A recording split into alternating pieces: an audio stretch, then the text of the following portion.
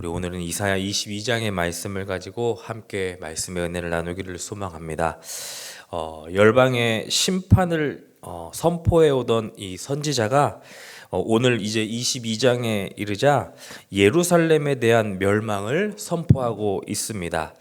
왜 그들에게 이렇게 혹독한 심판이 선포되고 있을까요?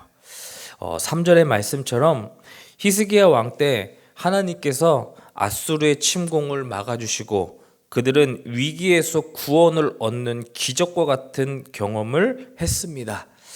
그러나 그것은 잠깐의 기쁨이었죠.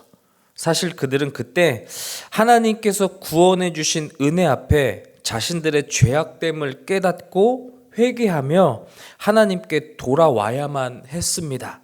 왜냐하면 그것은 그들이 구원받을 만했기 때문이 아니라 하나님의 전적인 은혜였기 때문이죠. 그러나 그들은 자신들의 힘으로 위기를 벗어났다라고 생각을 했습니다.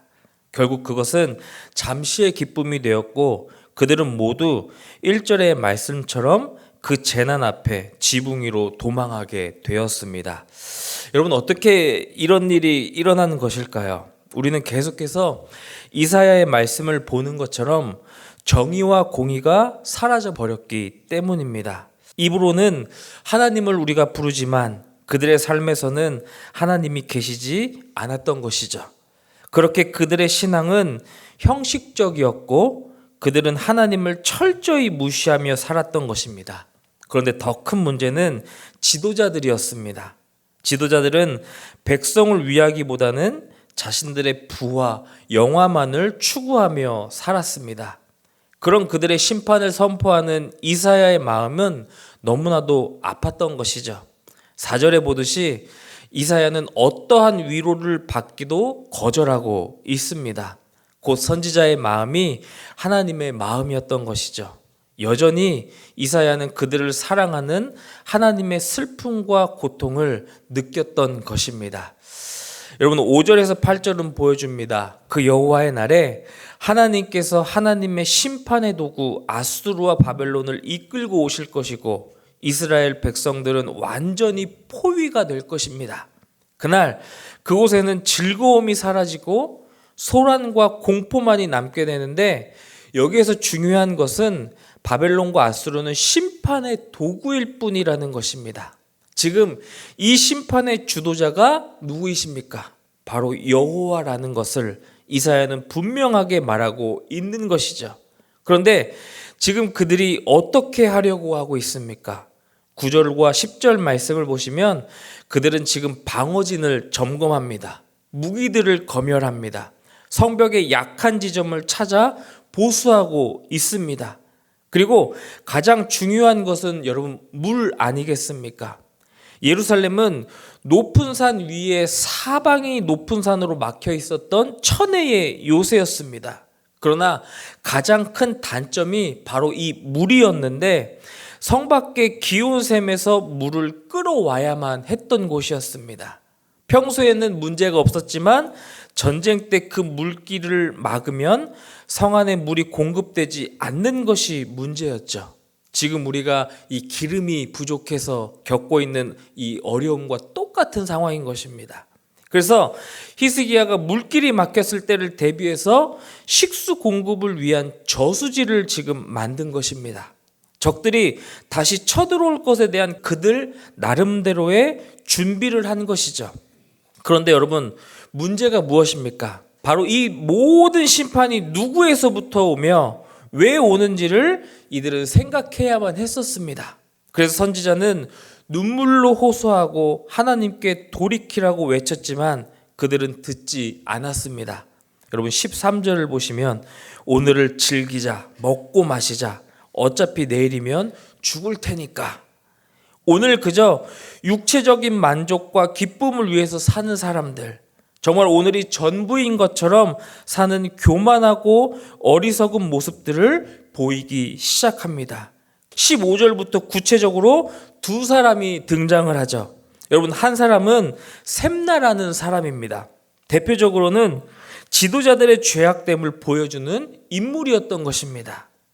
그는 사실 유다와 상관없는 사람이었습니다.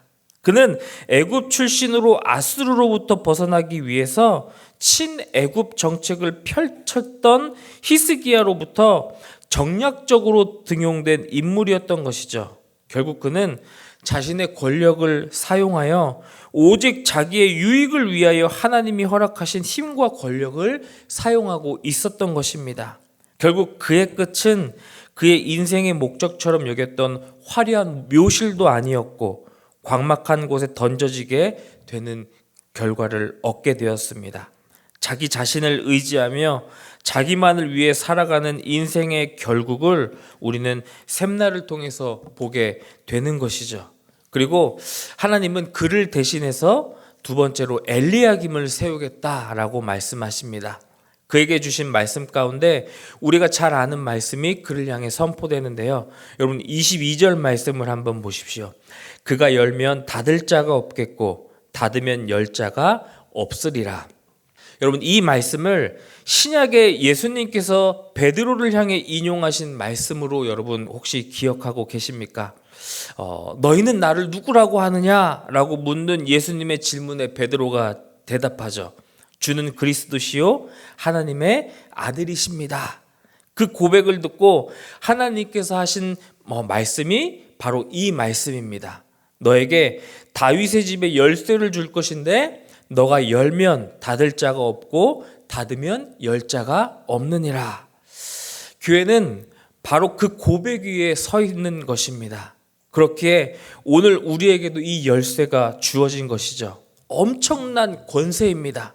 그러나 여러분 이 엘리야김도 인간의 욕심과 탐심 가운데 자유롭지 못하고 그에게도 심판이 선포되고 있습니다.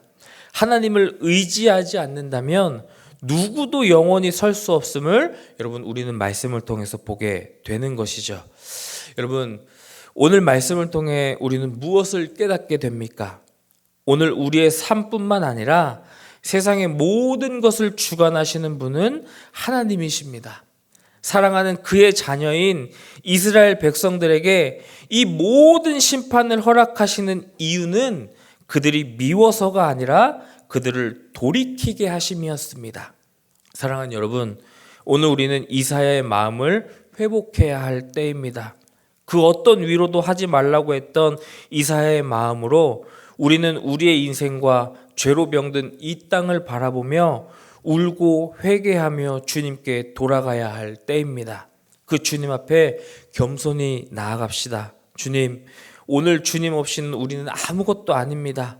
우리의 죄를 용서하여 주시고 이 어려움 속에 내가 준비하면 이 모든 것을 피할 수 있을 것이라고 여겼던 그 교만함과 이기심을 회개하오니 주님 나를 긍휼히 여겨주시고 우리를 회복시켜 주시옵소서. 주님만이 우리의 참된 왕이 되어 주시옵소서라고 고백할 수 있는 저와 여러분들 되시기를 간절히 소망합니다.